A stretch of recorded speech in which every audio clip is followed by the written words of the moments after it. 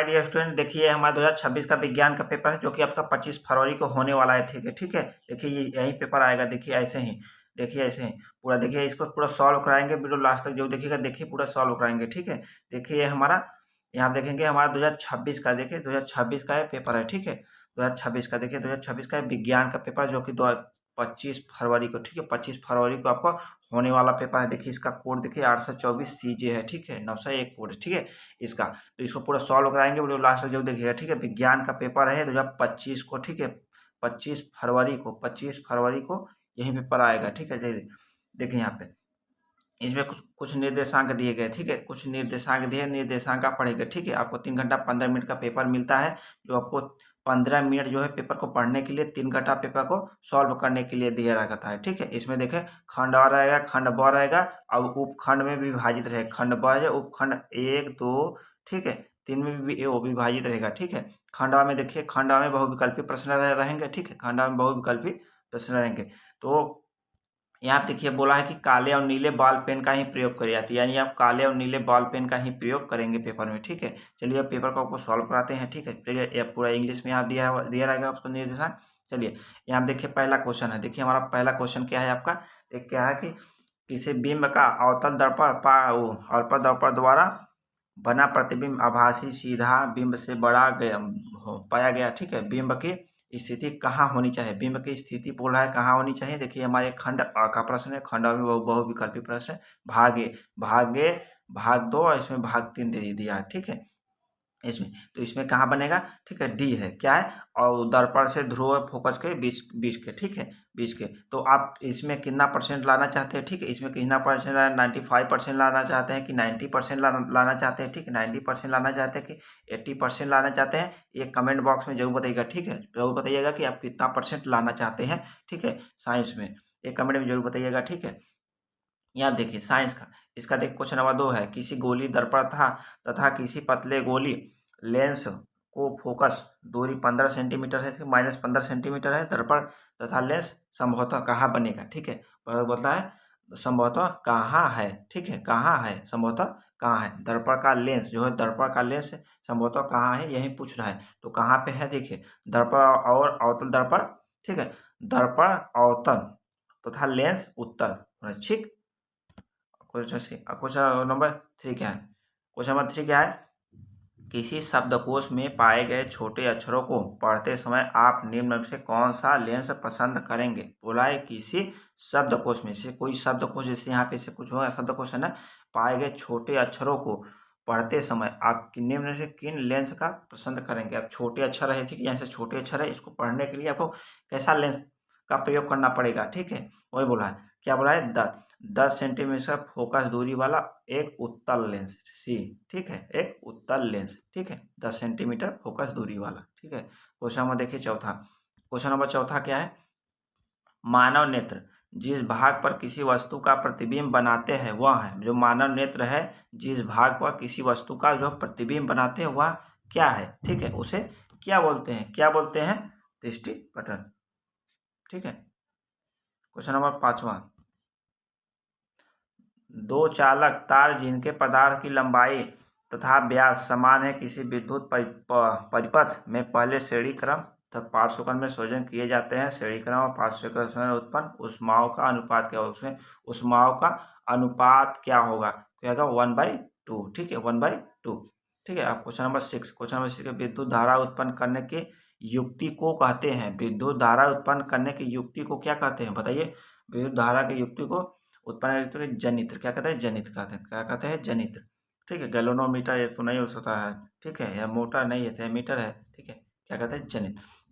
सातवां, निम्नलिखित में से कौन किसी लंबे विद्युत धारावाही तार के निकट चुंबकीय क्षेत्र का सही वर्णन करता है। ठीक है, कौन सा का करता है, बताइए कौन सा करता है, कौन सा करता है। देखिए चुंबकीय क्षेत्र सकेंद्रीय रेखाओं के केंद्र की तार होता है। ठीक है, देखिए एक भाग 1 था, उपभाग 1 था, उपभाग 2 हो गया। ठीक है, उपभाग 2, क्वेश्चन नंबर इसमें 8 आ गया, उपभाग 2 हो गया, क्वेश्चन नंबर 8। 1 बिलियन, ठीक, 1 बिलियन लाल लिटमस को नीला कर देता है। 1 बिलियन जो है लाल लिटमस को देखिए नीला कर देता है। ठीक है, लाल लिटमस को नीला करता है, इसका पीएच मान क्या होता है। एक बोला कि 1 बिलियन लाल लिटमस को नीला कर देता है, इसका पीएच मान कितना है पीएच मान कितना है 8 होगा, क्या है 8 होगा, ठीक है, पीएच मान इसका 8 हो जाए। क्वेश्चन नंबर 9, क्या जिंक चूर्ण तथा तनु सल्फ्यूरिक अम्ल की क्रिया से गैस निकलती है कैसी? बोला है कि जिंक का चूर्ण तथा चूर्ण पर तनु सल्फ्यूरिक अम्ल की क्रिया से क्या निकलती है, ठीक है, गैस कैसी गैस निकलती है वही पूछ रहा है। तो कैसी गैस निकलती है H2, ठीक है, डाइहाइड्रोजन, ठीक है। क्वेश्चन नंबर देखिए 10, क्वेश्चन नंबर 10 एल्काइन का सामान्य सूत्र क्या है? एल्काइन का सामान्य सूत्र क्या है? एल्काइन का सामान्य सूत्र क्या है? सामान्य सूत्र क्या है? BCnH2n+2, ठीक है। देखिए क्वेश्चन नंबर 11, क्वेश्चन क्या, एल्डिहाइड का प्रकार्यात्मक समूह है। एल्डिहाइड का प्रकार्यात्मक समूह है क्या है? एक एल्डिहाइड का, ठीक, क्या है? डी में क्या है? C सिंगल बॉन्ड OH और C डबल बॉन्ड O, ठीक है। और क्वेश्चन नंबर 12 क्या बोला है कि निम्न में से कौन सी धातु अम्लों में से हाइड्रोजन विस्थापित करती है? बोला है कि निम्न से कौन सी धातु अम्लों में से हाइड्रोजन को विस्थापित कर देती है? तो कौन सी कर देती है? ए हमारा Mg, ठीक, Mg या Zn, ठीक है, मैग्नीशियम या जिंक, ठीक है, मैग्नीशियम या जिंक। अब देखिए क्वेश्चन नंबर 13, क्वेश्चन नंबर निम्नलिखित में से, ठीक है, किस यौगिक को कीटोनी समूह उपस्थित है? किस यौगिक में, ठीक है, किस यौगिक में से, इसमें जो भी इसमें यौगिक दिया गया है निम्नलिखित में से किस यौगिक में कीटोनिक समूह उपस्थित है? कीटोनी समूह उपस्थित है, यही पूछ रहा है, कीटोनी समूह किसमें उपस्थित है, ठीक है, इसमें CH single bond C, CH3, CO, देखिए कार्बन से CH3 एक जुड़ा है, एक CH3 जुड़ा है, डबल बॉन्ड से ऑक्सीजन जुड़ा हुआ है, ठीक है, CH3 2 है। देखिए उपभाग, हमारा उपभाग देखिए 3 आ गया, उपभाग 3 आ गया। इसमें क्या है? इसमें क्या है? उसमें फिजिक्स था, सेकेंड पहले में फिजिक्स था, दूसरे में केमिस्ट्री था, अब तीसरे में क्या गया? बायोलॉजी का आपका, ठीक है, बायोलॉजी का गया तीसरे में, ठीक है। क्वेश्चन नंबर 14 क्या बोला कि मानव में निम्न में से कौन उत्सर्जन तंत्र से संबंधित है? कौन सा उत्सर्जन तंत्र से संबंधित है? तो कौन सा है? आमाशय है कि प्लीहा है कि हृदय है कि वृक्क है? तो कौन सा है? वृक्क है, ठीक है, वृक्क है। क्वेश्चन नंबर 15 क्या है? श्वसन प्रक्रम के दौरान ग्लूकोज अणु का पायरुवेट अणु विखंडन होता है, ठीक है, श्वसन प्रक्रम के दौरान ग्लूकोज का अणु का पायरुवेट विखंडन होता है। विखंडन कैसा होता है वही पूछ रहा था, किस क्या होता है? क्या होता है? कोशिका द्रव्य में, क्या होता है? कोशिका द्रव्य में, ठीक है। अब क्वेश्चन नंबर देखिए, अब क्वेश्चन नंबर 16, क्वेश्चन नंबर देखिए हमारा 16, क्वेश्चन नंबर 16 क्या है? जीओ में अपने कायिक भाग से नए जीव के निर्माण की क्षमता को कहते हैं, ठीक है, नए जीव को निर्माण की क्षमता है। जीवों में कायिक भाग से नए जीवों के निर्माण की क्षमता को क्या कहा जाता है? मुकुलन, क्या कहा जाता है? मुकुलन, ठीक है। क्वेश्चन नंबर 17 क्या है? निम्न में से कौन बीज में परिवर्तन होता है? बोला है निम्नलिखित में से कौन सा बीज में परिवर्तन होता है, ठीक है, कौन सा होता है? बीजांड होता है, बीजांड होता है, बीज में परिवर्तन हो जाता है, ठीक है, बीजांड बीज में परिवर्तन हो जाता है। डीएनए का वह भाग जिसमें किसी प्रोटीन संश्लेषण के लिए सूचना होती है, क्या कहलाता है? प्रोटीन संश्लेषण के लिए सूचना होती है, वह क्या कहलाता है? क्या कहलाता है? ठीक, क्या कहलाता है? जीन कहलाता है, क्या कहलाता है? जीन कहलाता है, ठीक है, जीन। और क्वेश्चन नंबर 19 देखिए, क्वेश्चन नंबर 19 निम्न में से कौन सा एक कृत्रिम परितंत्र का उदाहरण है? कृत्रिम परितंत्र का उदाहरण है, कौन सा उदाहरण है? ठीक है, कृत्रिम परितंत्र का मानव निर्मित कृषि भूमि, कृत्रिम यानी मानव द्वारा बनाया गया। घास स्थल तो प्राकृतिक द्वारा है, मरुस्थल प्रकृति द्वारा है, वन जो है प्रकृति द्वारा अपने आप हो जाता है जंगल, ठीक है, तो मानव निर्मित भूमि, ठीक है, मानव निर्मित। क्वेश्चन नंबर 20 क्या है? निम्न में से कौन सा पादप हार्मोन्स नहीं है? जो है पादप हार्मोन्स नहीं है, कौन सा नहीं है? थायरक्सिन क्या है? पादप हार्मोन्स नहीं है, थायरक्सिन क्या है? पादप हार्मोन्स नहीं है। अब देखिए हमारा सेक्शन 1 खत्म हो गया, सेक्शन 1 खत्म हो गया। अब देखिए खंड बी आ गया, पार्ट ए था, पार्ट बी आ गया, पार्ट ए था, पार्ट बी आ गया। पार्ट बी में भी देखिए उपभाग ए है, इसमें क्या है? फिजिक्स का होगा, ठीक है, इसमें फिजिक्स होगा, ठीक है, इसमें फिजिक्स होगा। उसके बाद इसमें फिर केमिस्ट्री हो जाएगा, ठीक है, फिजिक्स के बाद केमिस्ट्री हो जाएगा, तब फिर आ जाएगा बायोलॉजी, ठीक है, फिर बायोलॉजी आएगा। देखिए वहाँ से हमारा पार्ट बी आ गया। पार्ट बी में देखिए क्वेश्चन नंबर पहला, क्वेश्चन नंबर पहला में देखिए, क्वेश्चन नंबर पहला में 2 क्वेश्चन दिया गया है, ठीक है। एक क्वेश्चन ए है, एक क्वेश्चन ए है, और दोनों का देखिए 2-2 नंबर का क्वेश्चन है। देखिए 2-2 नंबर का, देखिए 2-2 नंबर का है, 2-2 नंबर का है ना क्वेश्चन। तो यानी एक क्वेश्चन को सॉल्व करेंगे आपको 2 नंबर मिलेगा, ठीक है। आपको 2 नंबर मिले। देखिए क्वेश्चन नंबर पहला का, जो कि पहला क्या बोला है, एक अवतल दर्पण से 25 सेंटीमीटर दूरी रखी वस्तु का दुगुना बड़ा बड़ा वास्तविक प्रतिबिंब बनता है, तो दर्पण की फोकस दूरी ज्ञात कीजिए। तो इसको आप सॉल्व करेंगे तो आपको यहाँ पे 2 नंबर मिलेगा, ठीक है, 2 नंबर। अब क्वेश्चन नंबर देखिए दूसरा हुआ, संलग्न चित्र में अवतल दर्पण, ठीक है, अवतल कोण तथा माध्यम बी का माध्यम ए के सापेक्ष अपवर्तनांक ज्ञात कर, कौन सा, ठीक है, माध्यम सघन है और क्यों, ठीक है। सघन इसमें दिया गया है, तो इसको सॉल्व करना है। यदि अगर मान लीजिए इस क्वेश्चन को आपको नहीं समझ में आ रहा है, तो यहाँ पे आपको कुछ ना कुछ लिखना पड़े। यहाँ पे लिख देंगे, ठीक, जैसे यहाँ पे देखिए दिया गया है, दिया है ना, यहाँ पे लिखा है, तो ऐसे ही ठीक इस प्रश्न को देखिए यहाँ पे, ठीक है, इस प्रश्न को देखिए आपको मान लीजिए नहीं समझ में आ रहा है, इसको कैसे हल किया जाए, तो आप यहाँ पे जैसे देखिए यहाँ दिया है लिखा है ना, तो ऐसे लिखना है। यहाँ पे देखिए आंसर लिखे हुए यहाँ पे लिखना है, दिया है, ठीक है, दिया है अवतल दर्पण 25 सेंटीमीटर दूरी रख वस्तु का दुगुना वास्तविक प्रतिबिंब बनता है, ठीक है। यहाँ पे ऐसे दिया गया है, ए लिखेंगे, अवतल दर्पण की फोकस दूरी, फिर उसके बाद अवतल दर्पण की फोकस दूरी ज्ञात करें। हाँ, अवतल दर्पण की फोकस दूरी माना एफ है, उसको एफ लिख देंगे, ठीक है। इसका सूत्र इतना होता है। अब उसके बाद बीच में यहाँ पे कुछ किसी पीछे कुछ इसमें सॉल्व कर देंगे, क्योंकि आपने कुछ कुछ तो पढ़ा होगा। सॉल्व करने के बाद अब यहाँ पे लास्ट में आपको ऐसे करके आंसर आपको कैसे 5 सेंटीमीटर, ठीक है, 5 सेंटीमीटर में दिया है, 5 सेंटीमीटर, 10 सेंटीमीटर, ठीक है, 20 सेंटीमीटर आपको लिख देना है। अगर यदि अगर उत्तर आपका नहीं आ रहा है तो, ठीक है, ऐसे आपको लिख देना है, ठीक है। ये नहीं कि छुछा के चली जाए, ठीक है। आप देखिए क्वेश्चन नंबर दूसरा क्या है, संलग्न क्षेत्र में इतना इतना माध्यम ज्ञात करें, सघन कौन सा माध्यम सघन है और क्यों, ठीक है। इसमें तो इसका भी इसमें दिया गया है, चित्र में दिया गया है, चित्र बना लीजिएगा पेपर में, ठीक है, चित्र बना लीजिए और इसको थोड़ा सा माध्य यहाँ पे कुछ न कुछ आपको लिखना ही पड़ेगा, ठीक है। यहाँ पे कोण का मान लीजिए, जैसे साइन 60 अंश का, साइन 45 अंश का मान इसमें दिया गया है, कोण इतना आपको से, ठीक है, यहाँ 45 दे दिया है, ठीक है, 60 दे दिया है। तो ऐसे तो ऐसे कुछ ना कुछ आपको पेपर में करना है, ठीक है, नहीं कि पूरा खाली छोड़ के चले आए। देखिए यहाँ पे क्वेश्चन नंबर 2 का, क्वेश्चन नंबर 2 का पहला, क्वेश्चन नंबर 2 में पहला है, इसका भी देखिए 2 नंबर आपको मिलेगा, इसका भी आपको 2 नंबर आपको मिलेगा, ठीक है।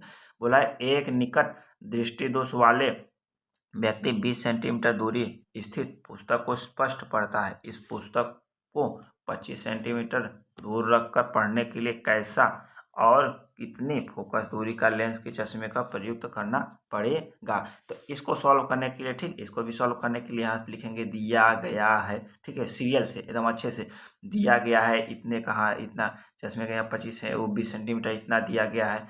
अब हमें इतना इतना 25 सेंटीमीटर जो भी दिया गया है, ठीक है, पुस्तक से 25 सेंटीमीटर पढ़ने के लिए कैसा लें, पुस्तक को फिर 25 सेंटीमीटर पढ़ने के लिए कैसा लेंस दिया गया है, ये भी लिखेंगे, ठीक है।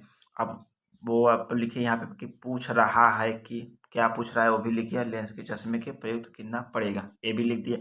यहाँ पे लिखेंगे तो एग्जामिनर को लगेगा ना कि हाँ बच्चा ने सीरियल से कुछ न कुछ तो लिखा हुआ है, ठीक है, सीरियल से कुछ न कुछ तो लिखा हुआ है, यानी इसको नंबर यदि यहाँ पे और लास्ट में आप ना कुछ कुछ आपको आंसर लिख देना है, तो एग्जामिनर को लगेगा ना, एग्जामिनर को लगे हाँ बच्चे ने सीरियल बाय सीरियल से कुछ ना कुछ ऐसे ऐसे लिखा हुआ है, ठीक है। ऐसा यदि मान लीजिए वो भी लिया कि इसमें पूरा गलत लिखा है, ठीक है, रॉन्ग लिखा है, तो आपको 0 नंबर तो देगा नहीं आपको। यदि अगर मान लीजिए 2 नंबर है तो 1 नंबर देगा, 2 नंबर में से 1 नंबर आपको दे ही देगा, 1 नंबर देगा लिखने के लिए, ठीक, 1 नंबर देगा, काटेगा नहीं, ठीक। ऐसे आपको छोड़ना नहीं, सभी प्रश्नों को लिखना है, ठीक है। यहाँ से -20 डायोप्टर क्षमता लेंस के फोकस दूरी ज्ञात कीजिए, यहाँ पे से फोकस दूरी, तो इसको भी थोड़ा बहुत आपको सॉल्व करना है, ठीक है।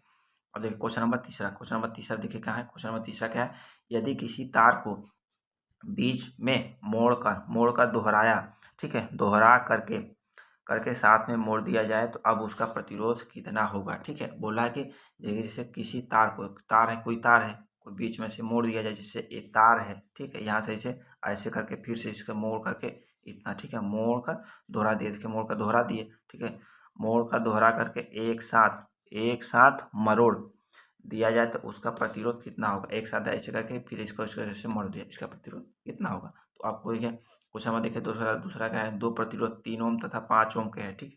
इन्हें किसी सेल से जोड़ने से कौन सा प्रतिरोध अधिकतम गर्म होगा, ठीक है। इन्हें से परिसर तो समांतर श्रेणी में जोड़ा जाए, इसको आपको लिखना पड़ेगा, ठीक है। तो अब इसमें प्रश्नों को छोड़िएगा नहीं, इसके 2 नंबर का है, इसका भी 2 नंबर का है, तो प्रश्नों को आप छोड़ेंगे नहीं, ठीक है। सभी प्रश्नों को आप टच करना है, सभी पर नहीं आ रहा है तो कोई बात नहीं, फिर भी आपको लिखना है, ठीक है। यही पेपर है, ठीक है।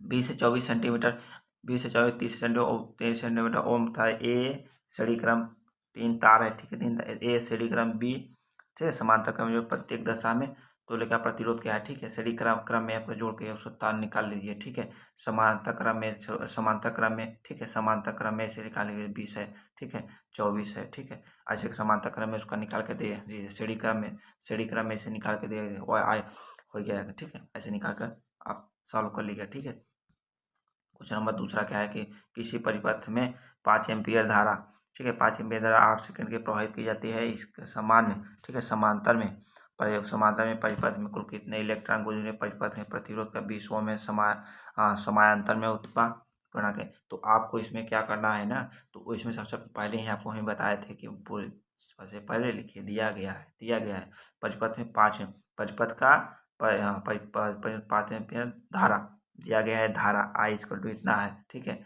इतना समय T इक्वल टू 8 सेकेंड में प्रवाहित की जाती है, ठीक है। इस समय अंतराल में परिपथ में कुल कितने इलेक्ट्रॉन गुजरेंगे, हमें ज्ञात करना है कि परिपथ में कुल कितने इलेक्ट्रॉन गुजरेंगे, ठीक है। यदि परिपथ का प्रतिरोध 20 ओम, परिपथ का प्रतिरोध R इक्वल टू 20 ओम लिख दिया। इस समय तो ऊष्मा उत्पन्न की गणना की, ऊष्मा हमें T ज्ञात करना है, ऐसे लिखेंगे बाद यहाँ पे को आगे नीचे उसके बाद खिच कुछ कीजिए, ठीक है, सॉल्व कीजिए, आपको आसानी से नंबर। यदि हमारे वो नहीं करना है तो आपको यहाँ पे 3 प्रश्न आपको करना है, इसे देखिए 4 नंबर मिलता है, ठीक है। इसका 4 नंबर आपको बोला है कि 2 चुंबकीय बल रेखाएं एक दूसरे के परिच्छेद क्यों करती है, चुंबकीय बल रेखाओं के गुणोत्तर इतना यानी आपको यदि सवाल, अब ये सवाल आपको सॉल्व नहीं करना है, ठीक है। सवाल आपको क्वेश्चन नंबर चौथा का नहीं करना है, तो आपको यहाँ पे 3 प्रश्नों का आपको आंसर देना पड़ेगा, ठीक। 3 प्रश्नों का आंसर देना पड़ेगा। 2 देखिए 6 नंबर का है, ठीक है, 6 नंबर का है। अब यहाँ पे भी 6 नंबर का है, देखिए ये 2 नंबर का है और ये 4 नंबर का है, ठीक है, 6 नंबर का। एक प्रश्न आपको 6 नंबर का था।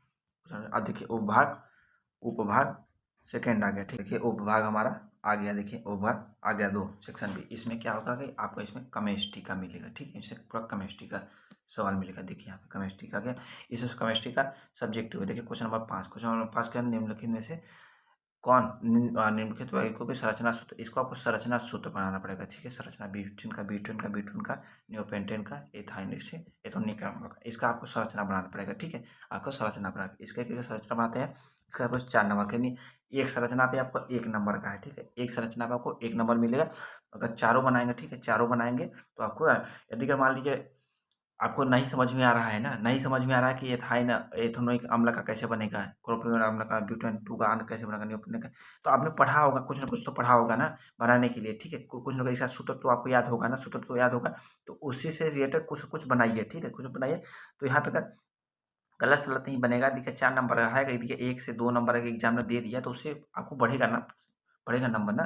तो इसीलिए प्रश्नों को छोड़ना नहीं है, सभी प्रश्नों को टच करना है, हल करना है, आपको आसानी से पास हो जाएंगे, ठीक है। यहाँ पे क्वेश्चन नंबर पहला का है, मिश्र धातु किसे कहते हैं, कापर की 2 प्रमुख मिश्र धातुओं के नाम, संगठन और उपयोग लिखिए, ठीक है। संगठन और उपयोग लिखना है, ठीक है। मिश्र धातु के काफी इसमें आपको लिखना है, ठीक है, इसमें लिखना है। इस फोन पे आपको सॉल्व करके या किसी प्रकार के नहीं बता सकते हैं, ठीक है।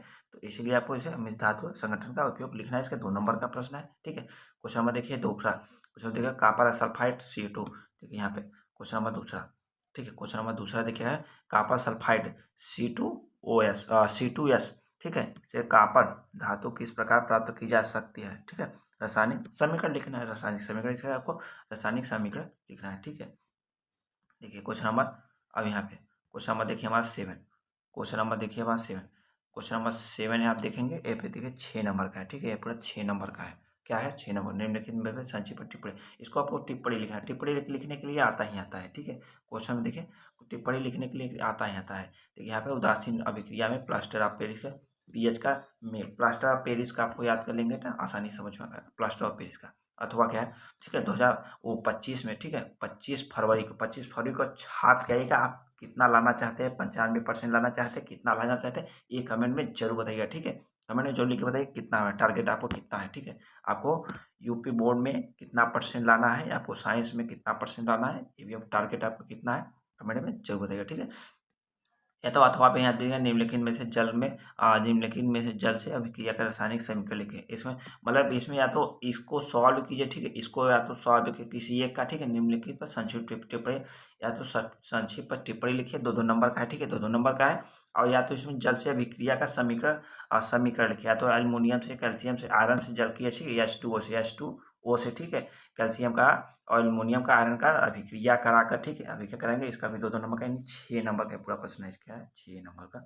सॉल्व करके छोड़िएगा नहीं, सभी को करना है, ठीक है, आसानी से करना है। देखिए यहाँ पे आ गया हमारा, देखिए उपभाग 2, ठीक है, उपभाग 3 देखिए सब सेक्शन, ठीक है, सब सेक्शन 3, यानी अब ये हमारे यहाँ पे आ गया, आपको यहाँ पे बायो मिलेगा, ठीक है, बायो मिलेगा, ठीक है, जीव विज्ञान।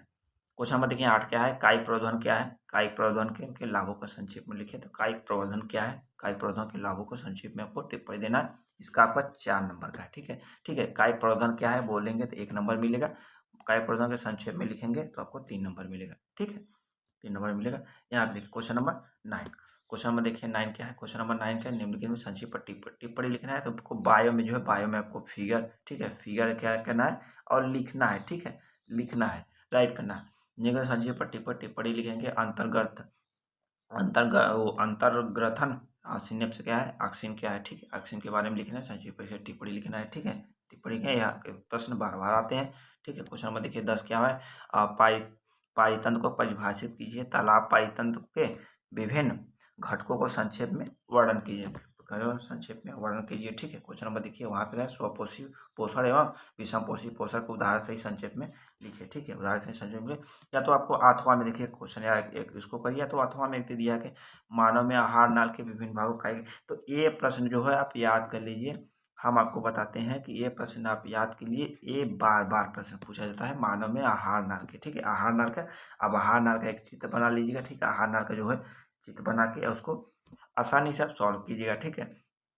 ये प्रश्न बार-बार आता है, ठीक है, हर बार आता है, बार-बार आता है। ये प्रश्न को आप याद कर लीजिए, ठीक है, ये प्रश्न को आपको याद कर लीजिए। यहाँ पे देखिए हमने आपको, ठीक है, यहाँ पे हमने 2026 का, आपको 2026 का पेपर को सॉल्व कराया, ठीक है। यहीं आपका 2000 हो सकता है कि 2026, ठीक है, हो सकता है 2026 में यही प्रश्न आपको आ जाए, यही पेपर, ठीक है। तो इस पेपर को पूरी तरीके से आपको सॉल्व कीजिए, ठीक है, पूरी तरीके से सॉल्व किया है, वो कराया गया है। जो आपको सब्जेक्टिव क्वेश्चन जो है आपको सब्जेक्टिव प्रश्न, तो इसमें सब्जेक्टिव प्रश्नों को आपको सॉल्व कराना संभव नहीं है, तो इसलिए हमने नहीं कराया है, ठीक है, इसलिए हमको नहीं कराया। तो इसे आप पूरी तरीके से सभी प्रश्नों को आपको याद कर लीजिएगा, ठीक है, याद कर लीजिएगा अच्छे से। और इसमें हमारा टारगेट है 100 लाइक का, ठीक है, 100 लाइक का। तो 100 बिना लाइक किए मत जाइएगा। हमारे वीडियो को, चैनल पे नए हो चैनल को सब्सक्राइब करिए और वीडियो को लाइक जरूर कीजिएगा। आप कितना लाना चाहते हैं, ठीक है, आप यूपी बोर्ड में कितना परसेंट लाना चाहते हैं, 95% लाना चाहते हैं, ठीक है, 95% लाना चाहते हैं, 80% लाना चाहते हैं, ये भी अपने कमेंट में जरूर बताइएगा अपनी राय, ठीक है, अपनी कमेंट में जरूर बताइएगा। और इसमें साइंस में, ठीक है, आपका जो विज्ञान में आप कितना 70 में से 70 नंबर, 70 में से आप कितना नंबर लाना चाहते हैं, ठीक है, 50 नंबर लाना चाहता है, 60 नंबर लाना चाहते हैं, 40 नंबर लाना चाहिए, कितना लाना चाहता है कमेंट बॉक्स में जरूर बताइए, ठीक है।